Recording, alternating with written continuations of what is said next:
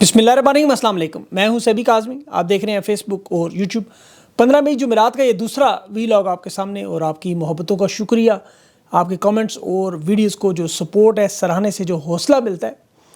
پہلے اہم خبریں آپ کے سامنے رکھ دوں، اس کے بعد پھر تجزیہ۔ عمران خان کی ملاقات آج علی امین گنڈا پور سے نہیں ہوئی، روک دی گئی۔ علی امین گنڈا پور کی سیکیورٹی کلیئرنس نہیں ملی۔ کس نے یہ نہیں ہونے دیا؟ خان سے حکومتی مدت پوری کرنے کی گارنٹی کیوں مانگی گئی؟ اور آج لاہور ہائی کورٹ میں 9 مئی کے کیس کی سماعت، وہاں بڑی تعداد میں تحریک انصاف کے رہنما موجود۔ اس کے علاوہ جو مشترکہ پریس کانفرنس کی تحریک انصاف اور نون لیگ کی حکومت کی خبریں ہیں، وہ اس کی حقیقت میں آپ کے سامنے رکھتا ہوں۔ مخصوص نشستوں کا فیصلہ سپریم کورٹ کی بجائے وفاقی وزیر قانون ایک نئی تاریخ بنا رہا ہے، اور آج عدالتوں میں 5 ججز کا خط زیر بحث۔ ایجنسیوں کے خلاف 5 جج ڈٹ کر مقابلہ کریں، نئی تاریخ بن رہی ہے۔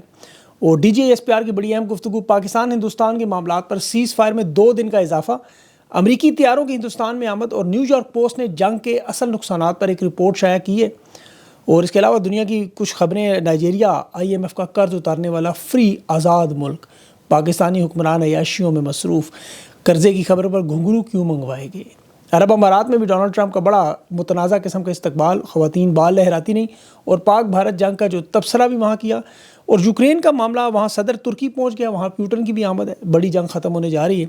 لیکن سب سے پہلے اڈیالہ جیل میں جو آج عمران خان کی ملاقات نہیں ہونے دی گئی، 6 لوگ جن کے نام تحریک انصاف نے جاری کیے تھے، انہیں نہیں ملنے دیا گیا۔ علی امین گنڈا پور جو خیبر پختونخوا کے چیف منسٹر ہیں، انہیں کلیئرنس نہیں ملی۔ آپ ذرا اندازہ کریں کہ چیف منسٹر کی کلیئرنس نہیں دی جا رہی، پھر ان کی جگہ احمد چٹھا کا نام ڈالا کہ یہ 6 لوگ جو ہیں وہ اڈیالہ بڑی دیر کھڑے رہے، پھر واپس چلے گئے، ملاقات نہیں ہوئی۔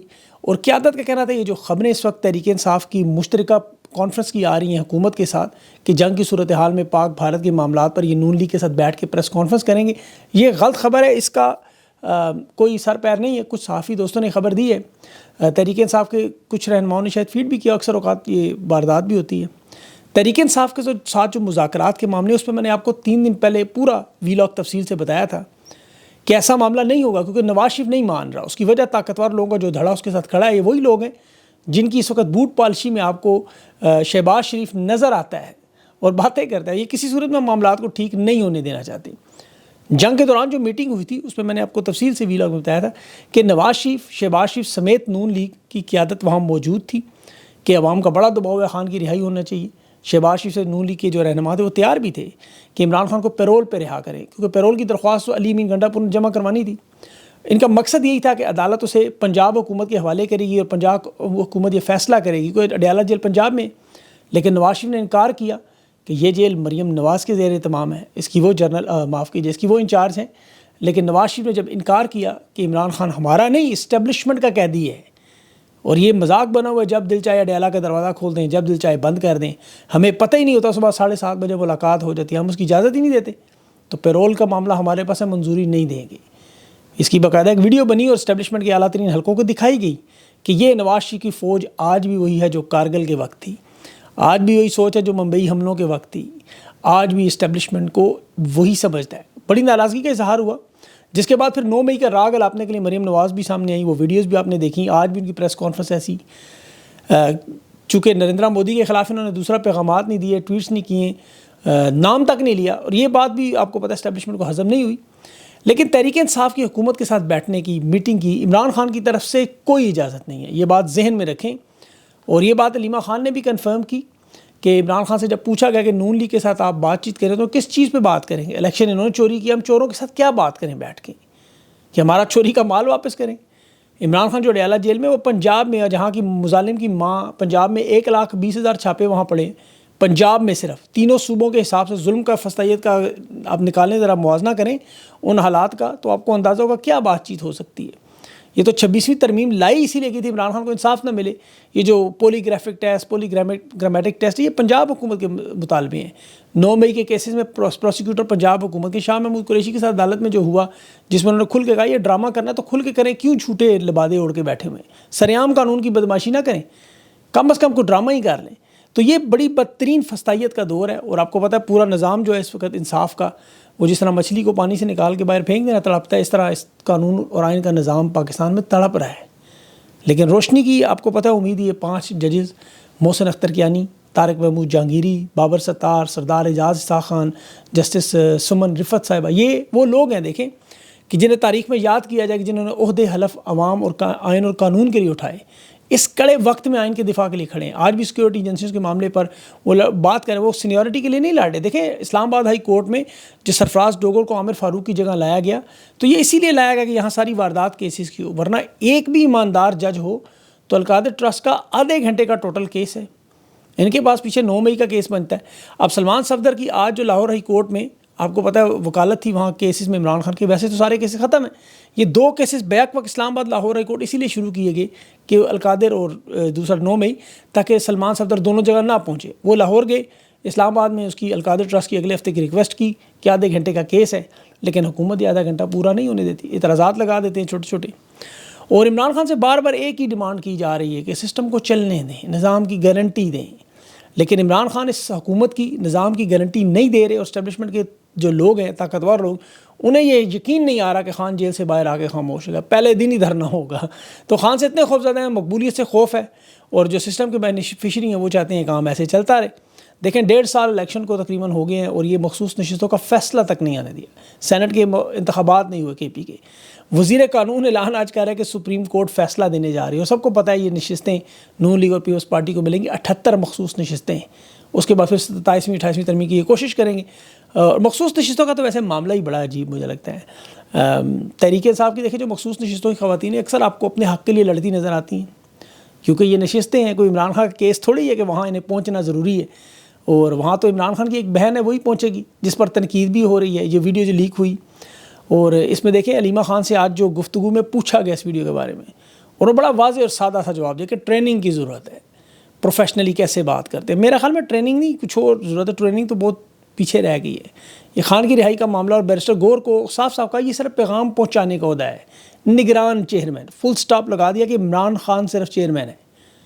علیمہ خان پہ دیکھیں نا مثالیں دے رہے تھے کہ ہماری پارٹی کو نون لیگ اور پیپلز پارٹی نہیں یا خاندانی موروثیت نہیں ہے. بھائی بندہ سے پوچھے ذرا نون لیگ میں مریم نواز کے بارے میں بات کر کے تو دکھائیں، ذرا آصف زرداری کی جماعت میں فریال تالپور کے بارے میں 1-2 لفظ تو کہیں.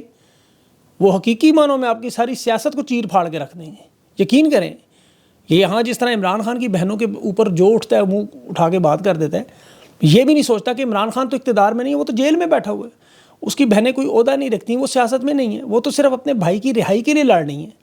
اگر وہ ان رہنماؤں کو، ان لوگوں ان کے فرائض یاد دلاتی ہے کہ تم نے میرے بھائی کے نام پر اپنی سیاست چمکائی، یہ جو ڈسپلن، یہ پارٹی عہدے، یہ گاڑیاں، یہ پارلیمنٹ، یہ نشستیں، یہ سب کچھ اس کے نام کے صدقے میں تمہیں ملا. یہ جو بیرسٹر گور جسے پارٹی کے چیئرمین ہیں وہ تو نگران چیئرمین ہیں، ان کی اپنی ذاتی کوئی حیثیت نہیں ہے. پارٹی کے چیئرمین سے پہلے وہ کیا تھے؟ آج بھی وہ ایک پیغام رسان ہے، ایک ڈاکی کے طور پہ کام کرتے ہیں. خان کے پیغام لا کے پارٹی کو دیتے ہیں. ایڈمنسٹریشن کی سطح پہ کلرک کا کام ہے. انہیں تو اپنے نام کے ساتھ چیئرمین نہیں لکھنا چاہیے، حقیقت میں نگران چیئرمین لکھ لیں، ٹھیک ہے. مخصوص نشستیں بھی اسی طرح ہونی ہی نہیں چاہیے. یہ تو مفادات میں بنائی جاتی ہیں. ہندوستان میں دیکھ لیں کوئی مخصوص نشستیں ایسی نہیں جیسے یہاں بانٹی جاتی ہیں. یہاں تو نون لیگ اور پیپلز پارٹی نے اپنے گھر کی کنیزوں کو کام کے لیے، زرداری کی ادویات کا، پانی کا خیال رکھنا، مریم نواز کے بیگ اٹھانا، ان لوگوں کو عہدے دینے کے لوگ ٹنکی، وہی کام یہاں تحریک انصاف میں شروع کرنے کی کوشش. تو میرے خیال میں عملی سیاست میں اس کا کوئی بڑا کردار نہیں ہے. گراؤنڈ لیول پہ جو ورکرز کام کرتی ہیں کرتے ہیں اس میں کوئی شک نہیں ہے. ان کو عہدے بانٹنے سے پہلے قانون سازی کا پوچھیں. پارلیمنٹ تو قانون سازی ہے.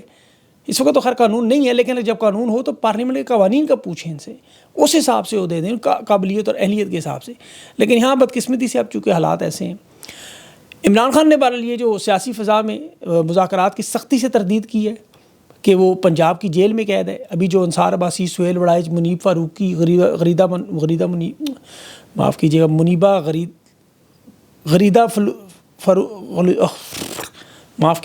فاروقی اور منیب فاروق، نام دونوں ایک جیسے ہیں وہ اس لیے مکس ہو جاتے ہیں، میں معذرت چاہتا ہوں. ان لوگوں کی بہرحال بات آپ نے نہیں سننی کہ یہ وارداتیں کرتے ہیں. یہ تحریک انصاف پر پابندی کا مطالبہ کر رہے ہیں.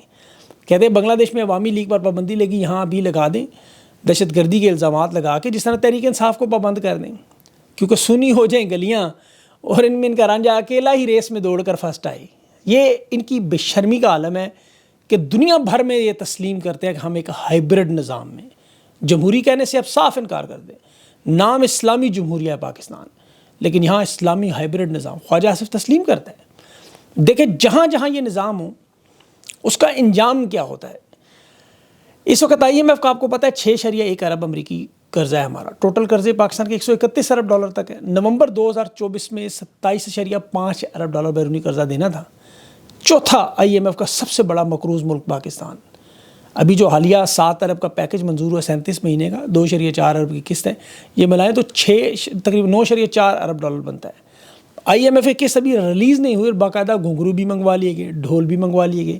آل شریف ان کے ہم نوا ہواری اس تھاپ پر ناچنے کے لیے تیار ہیں, کیونکہ دیوالیہ پن کی تلوار سائے کے نیچے یہ قرضوں کے کشکول لے کر گھوم رہے ہیں, بھیک پر جشن منا رہے ہیں. نائجیریا دوسری طرف دیکھیں, افریقہ کی آبادی کے اعتبار سے سب سے بڑا ملک, 22 کروڑ کی آبادی, غربت میں افریقہ میں پہلے نمبر پہ, 40% آبادی غربت کی لکیر سے نیچے, بے روزگاری بھی ہے, کرپشن بھی ہے. پاکستان سے بہتر معیشت بن چکی ہے, 500 ارب ڈالر کی, پاکستان کی 350 ارب. اور یہاں پر کیونکہ نائجیریا میں ہر 4 سال بعد آزادانہ انتخابات, صدر جو ہیں 2023 سے بنا ہے, صدارتی نظام امریکی طرز پہ بنا ہے. یہاں بھی فوج نے بڑی تباہی پھیری. 1999 تک فوجی حکومتیں بغاوت کرتی نہیں, مارشل لا لگاتی نہیں, لیکن 1999 کے بعد ایسا معاملہ نہیں ہوا. فوج مکمل سیاسی غیر فعال ہے. 3.4 ارب ڈالر انہوں نے IMF کا واپس کر کے ڈیٹ فری ملک IMF کے شکنجے سے نکل گئے. بے روزگاری بھی ہے, کرپشن بھی ہے, لیکن فوج کی سیاست میں مداخلت نہ ہونے کی وجہ سے نائجیریا غریب ملک آج ڈیٹ فری, قرضے سے پاک. اور یہاں ٹرمپ انہیں دے رہا ہے تجارت کی آفر, جذباتی ہو کے 0 ٹیرف تجارت کا امریکہ کو اعلان کر رہے ہیں, یعنی کوئی ہم درآمدی ٹیکس نہیں لیں گے اشیاء و مصنوعات پہ. اب اس کا دیکھیں نقصان کیا ہے, ٹیکس نہیں لگائیں گے امریکہ کی مصنوعات پہ تو صنعتیں یہاں پہ مقامی ختم ہو جائیں گی. 0 ٹیرف کے بغیر پاکستانی کمپنیاں تو مقابلہ نہیں کر سکتی, خاص طور پر ٹیکسٹائل میں, زراعت میں, الیکٹرانکس میں. اب یہاں جو پاکستان ٹیکسٹائل میں بہت آگے, آپ کو پتہ ہے امریکہ کا دودھ یا گندم پاکستان میں اگر سستے داموں آئے تو جو کسان پہلے ہی آپ کو پتہ ہے تباہی بربادی کا شکار ہے. جب مریم نواز 5,000 روپے دے رہی ہے سبسڈی کے نام پہ, کیونکہ 600 ارب ڈالر تو ان کا اپنا نقصان ہو گیا پنجاب میں. اب اس وقت کسان کی کیا حالت ہے ذرا سوچ لیں. 4 ارب ڈالر کی گندم تو پہلے ہی منگوانے کے چکر میں, تو تجارتی خسارہ بڑھے گا. اس کے بعد جو برآمدات ہیں وہ محدود ہو جائیں گی, بڑی کم ویلیو کی ہیں ہماری. امریکہ کی جو برآمدات ہیں وہ مہنگی ہیں, زیادہ ہیں, تو 0 ٹیرف سے امریکی سامان زیادہ آئے گا, درآمدی بل بڑھے گا, خرچہ زیادہ ہوگا, یہ بیچیں گے کم اور معاشی خسارہ بڑھ جائے گا زیادہ. سادہ سا فارمولہ ہے. ابھی جو امریکہ سے مال آتا ہے اس کی کسٹم ڈیوٹی اور ٹیکس میں ریونیو اکٹھا ہوتا ہے, جو نقصان اربوں کا تو ختم ہوتا ہے. بہرحال 0 کے سے پہلے ٹرمپ نے اپنی شرائط بھی بنوا لینی ہے ان سے, اور یہ 0 ٹیرف ہوتا ہے طاقتور ملکوں کے درمیان. یہ جیسے آپ فراری کے ساتھ لگا دیں آلٹو کے ٹائر تو وہ گاڑی کا کیا حال ہوتا ہے, یا ٹرک کے ساتھ لگا دیں آلٹو کے ٹائر. تو ان کے اس وقت یہی حال ہے, سلیکٹیو ٹیرف رکھ کے کچھ چیزوں پہ 0 لگائیں, کچھ پہ زیادہ لگائیں, کچھ پہ کم لگائیں, اپنی صنعتوں کو مسئلہ. لیکن صنعتوں کا یہ حال ہے, پنجاب میں 180 ملیں تو بند ہو چکی ہیں, صنعتیں کیا انہوں نے چلانی ہیں. اب رہ گیا پاکستان ہندوستان کا تنازع, اس پہ کچھ اپڈیٹس آئی ہیں. ایک تو پاک بھارت سیز فائر 18 مئی 2 دن مزید بڑھا دی گئی ہے. پہلے 10 تاریخ کو سیز فائر ہوئی, پھر وہ 12 کو, 12 سے 14 اور 14 سے اب 18.